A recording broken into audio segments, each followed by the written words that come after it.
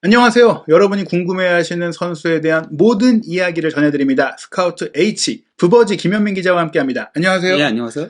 쿨리발리 3편입니다. 쿨리발리의 숨겨진 인생사와 경기장 밖의 에피소드, 그리고 세네갈 대표팀에서의 이야기를 해볼 텐데요.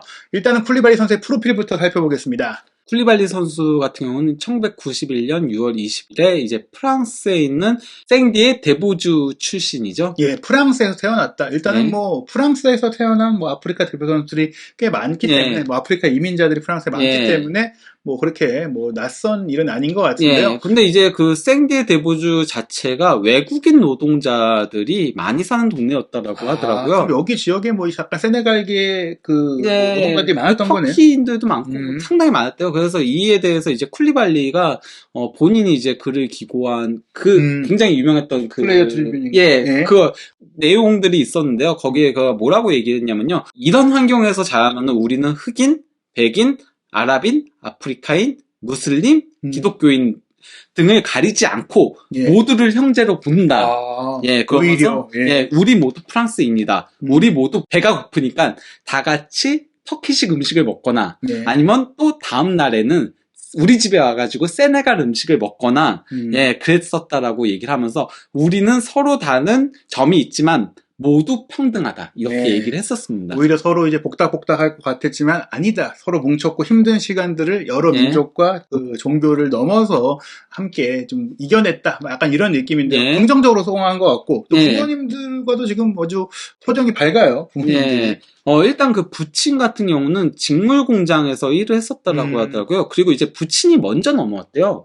먼저 프랑스로 넘어와가지고 진짜 주 7일을 전부 다 일을 하면서 돈을 모아가지고, 그래서 5년 뒤에 어머니를 불렀다라고 하더라고요, 프랑스로. 그래서 이제 쿨리발리를 낳게 된 건데요. 어머니는 이제 청소부 일을 했었다라고 해요. 그리고 이제, 쿨리발리한테는, 동생인 세호두가 있고요. 그거 딱 2명인 거거든요. 약간 단촐한 가정으로 이제 단란하게 살아왔던 것 같습니다. 어린 시절의 사진이 있는데 역시 다양한 인종들과 학교를 같이 다녔어요.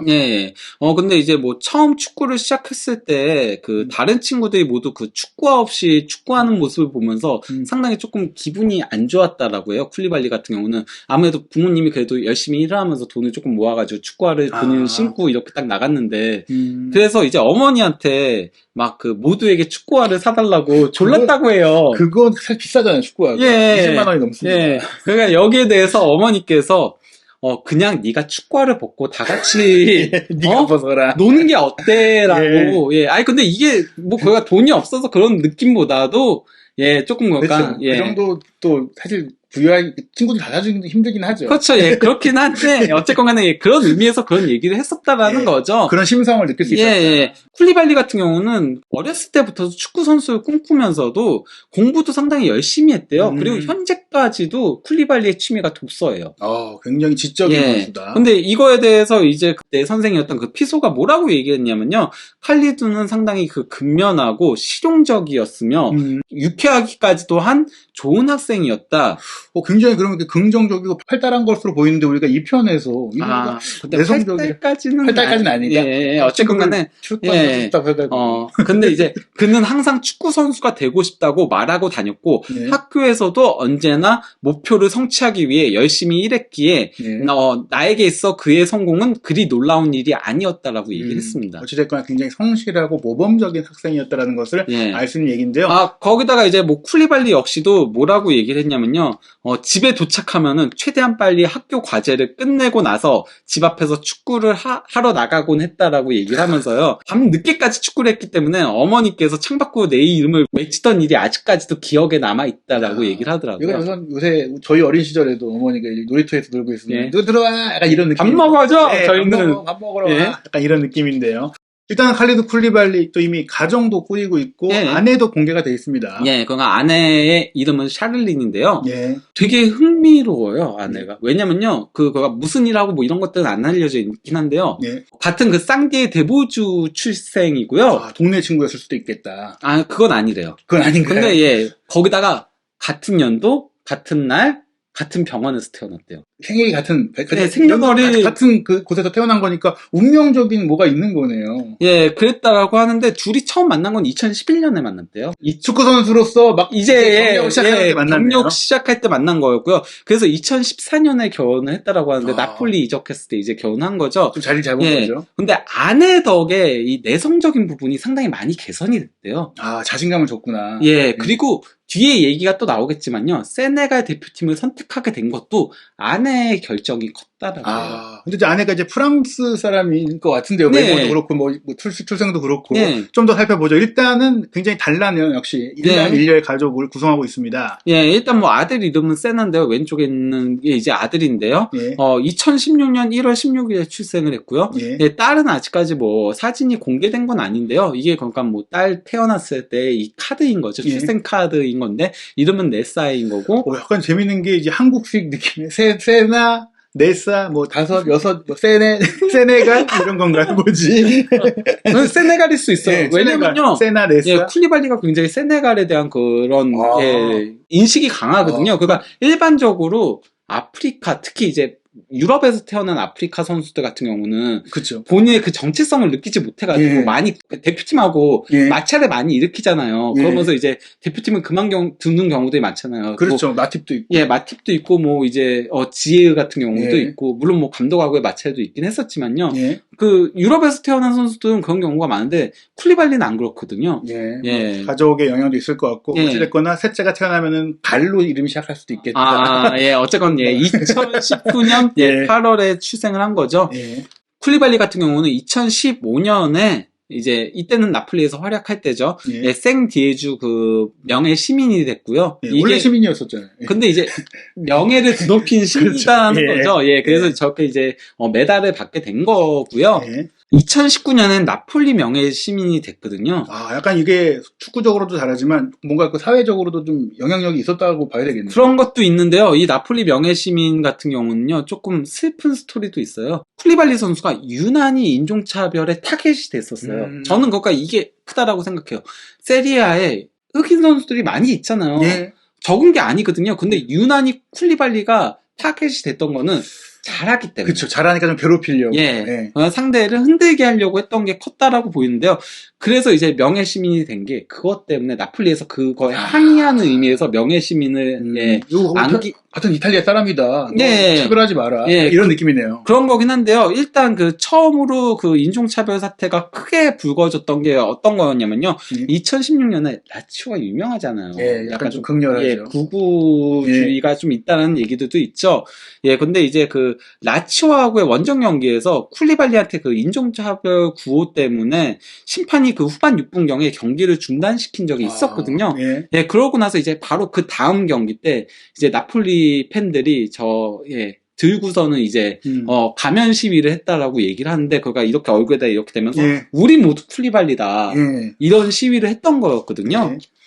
2018년 1월에는 아탈란타 팬들이 인종차별 구호를 외쳐가지고 예. 한 경기 이제 쿠르바노드 이게 예. 그러니까 뭐 북쪽 스탠드죠. 보통 이제 서포터들이 모이는 울트라스가 모이는 곳이죠. 그 서포터석이 아예 따로 있죠. 예. 잉글랜드는 그게 없는데 왜냐면 예. 과거에 그 예. 일들이 있었기 때문에 홀리건 사태도 있었고 예. 경기장이 무너졌었죠. 하지만 뭐 독일이라던가 이제 이탈리아라던가 이런 예. 데는 서서 스탠드석이 있는데 그게 바로 이제 북쪽 스탠드에 예. 있어가지고 이제 쿠르바 노드라고 부르는데 그게 이제 한 경기 폐쇄 조치가 있었거든요. 예. 근데 이러고 나서도 2022년 4월에도 또다시 인종차별 구호가 나왔던 예. 거예요. 그래서 이제 마르틴 데롤은 아탈란타 선수가 이제 거기에 대해서 내가 쿨리발리한테 사과하고 싶다. 이렇게 얘기를 했던 거죠. 그러면서 진정한 아탈란타 팬들은 그러지 않았을 것이다. 그렇죠. 이렇게 얘기를 했던 거였고요. 몰상식한 팬들이 많습니다.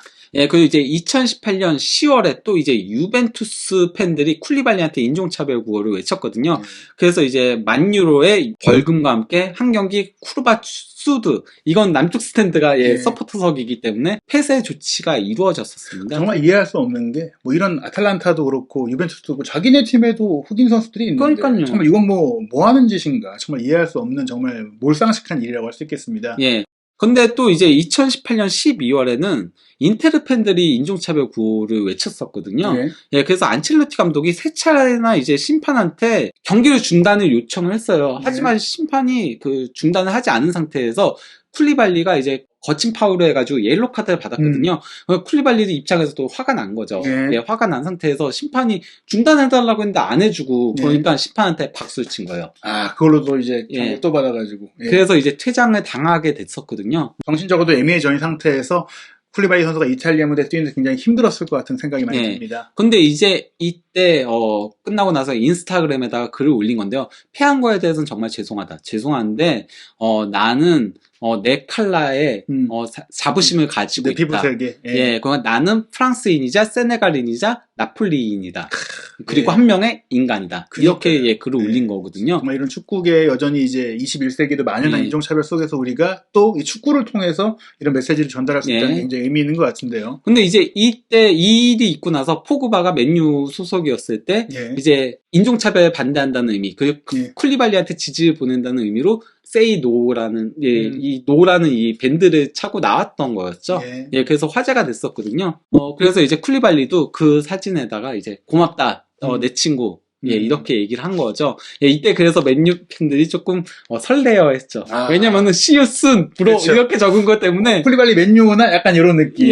좀 그래서 많이 설레어 했었던 일이 있었습니다. 하지만 포그바가 이탈리아로 가는.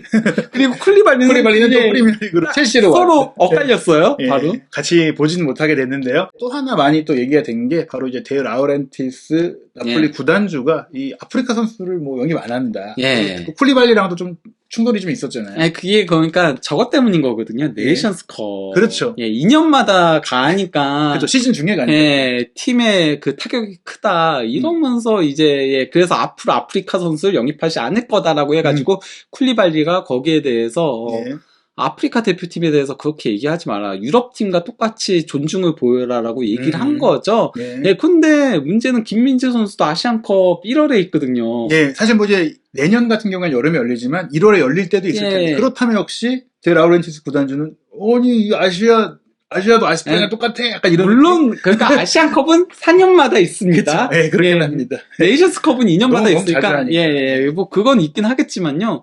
저건 솔직히 말하면 데라우렌티스가 선 넘었죠. 왜냐면 이거는 또 의무차출이 되는 대회잖아요. 그렇죠. 저렇게 얘기하면 안 되죠. 원래 데라우렌티스가 그 영화 운영하고 이러잖아요. 그래서 좀 쇼맨십이 있는 사람이에요. 그렇죠. 하지만 다 아는데도 일부러 난장 피우는 거죠. 좀 내가 돈 주는데, 내가 연봉 주는데 왜 니네가 약간 요런 느낌도 있는 것 같습니다. 어찌됐거나 이제 쿨리발리 하면 역시 이제 인종차별 반대 운동으로 그래도 가장 대표적인 선수예요. 굉장히 많이 하거든요. 그래서 뭐 만델라 사진도 굉장히 많이 올리기도 했었고 했는데요. 플레이어 트리뷴에 이제 쓴 글인데요.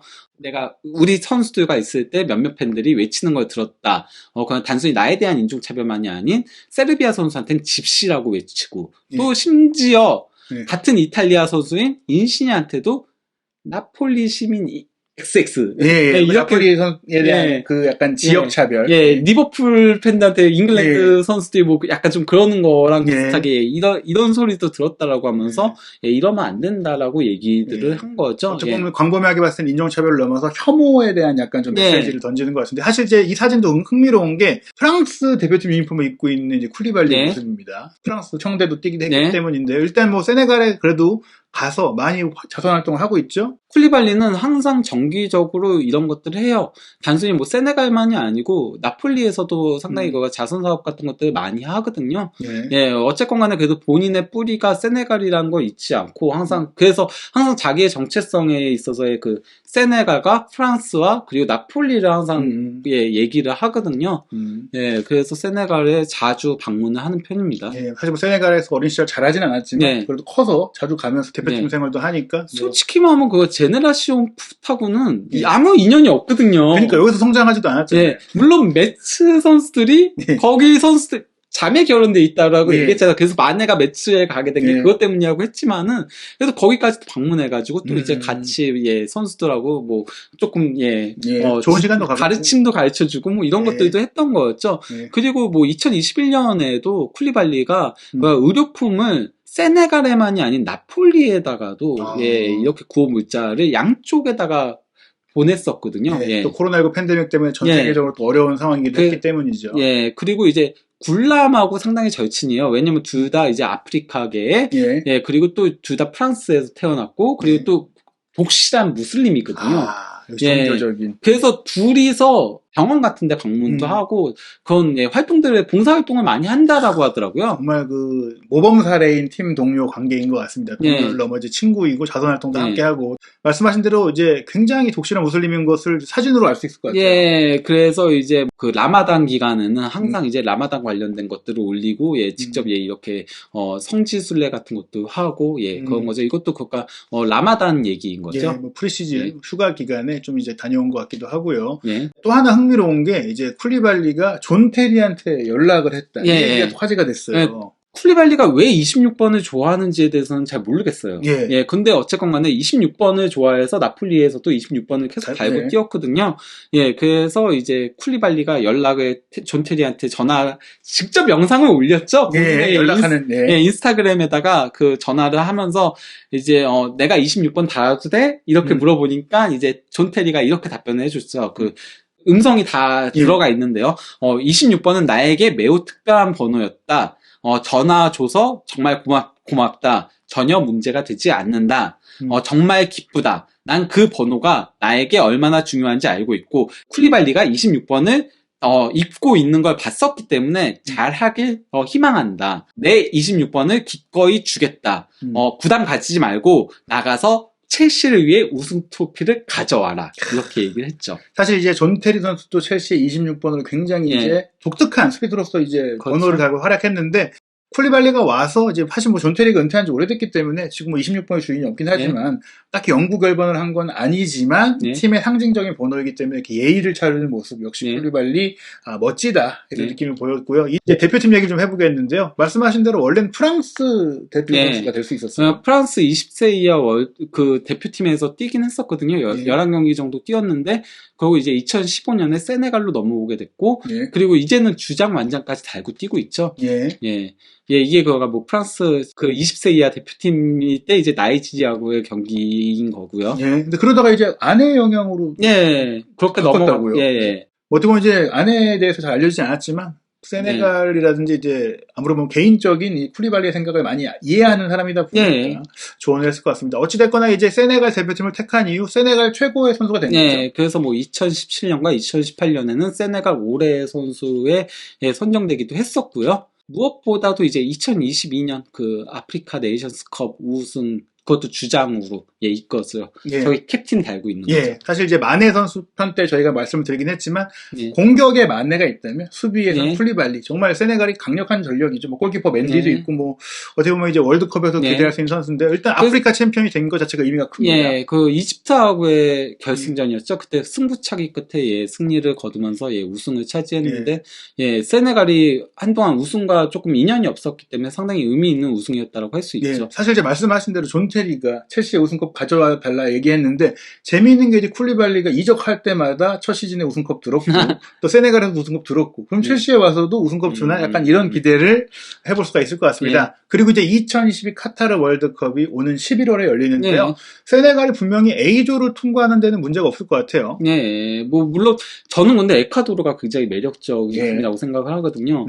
카이세도 너무 잘해요. 그죠? 거기다 인카피에도 있고 여기 공격수 한 명만 에네르 발렌시아만 조금 새로 연건이 있으면은 저는 근데 에콰도르는 이번 월드컵보다는 다음 월드컵에 더 기대를 걸 팀이라고 보고 아직까지는 그래도 네덜란드와 세네갈이라고 보이긴 하죠. 물론 이제 카타르가 개최국이고 대부분의 선수들이 자국리그에 있다 보니까 장기 합숙을 지금 한다는 얘기가 있긴 해도 여전히 객관적인 전력은 네덜란드, 세네갈인데요. 일단 쿨리발리가 대표팀에서는 오른쪽 센터백으로 뛰고 있어요. 왜냐면은 아브드 디알로가 왼발 잡이 센터백이 있다 보니까 이런 건데 세네갈은 디알로가 이적하길 바라지 않을까요? 좀 뛸 수 있는 팀으로 좀 가야죠. 파리 생제르맹에 있으면은 별로 나올 기회가 많지 않을 테니까 아마도 그러지 않을까 싶긴 한데 뭐 그리고 메시에서 같이 뛰었던 선수도 있죠. 부나사르, 마네. 게다가 이제 뭐 미드필드 라인도 뭐 남팔리스 맨디라든지 게예, 그리고 포르문의 맨디, 그리고 뭐 측면 공격수 뭐 이스마일라 사르도 요새 뭐 이적설도 나오고 있는데 대체적으로 유럽 빅리그에서 활약하고 있는 선수들이 있다 보니까 세네갈 강합니다. 그리고 뭐 게예 같은 경우는 에버튼 이적이 거의 유력하다는 얘기들이 나오고 있죠. 그러다 보니까 이제 이 유럽에서의 풍부한 경험 그리고 컨디션들을 고려했을 때 세네갈이 충분히 16강은 오를 것 같은데 뭐 어디까지 좀 아프리카 팀으로서 돌풍을 예상하시나요? 저는 그래도 16강에서는 아무래도 잉글랜드를 만날 가능성이 높기 때문에. 그죠. 2위로 올라간다고 봤을 때. 쉽지 않죠. 결국에 이제 쿨리발리가 또 미리 프리미어리그를 경험하면서 잉글랜드 선수들에게 얼마나 적응력을 갖고 또 잘 막아주느냐도 중요하고요. 마네나 이스마일라 사르라던가 게이라던가 맨디라던가 남팔리스 맨디라던가 그리고 에드와르드 맨디는 좀 잘 알죠? 그렇죠. 그러다 보니까 또 흥미로울 것 같아요. 오히려 프리미어리그를 경험한 선수들이 많은 세네갈이 또 잉글랜드와 경기를 치르면은 이슈가 될 것 같습니다. 과연 쿨리발리가 월드컵에서도 이제 아프리카 챔피언으로서의 모습을 보일 수 있을지 정말 흥미로운 올해 축구 이야기가 많이 이어지는데요. 한준TV 계속해서 스카우트H 김현민 기자와 함께합니다. 여러분들이 궁금한 선수, 알고 싶은 선수 댓글로 남겨주시면 적극적으로 반영하겠습니다. 앞으로도 스카우트H 많은 관심 부탁드리겠습니다.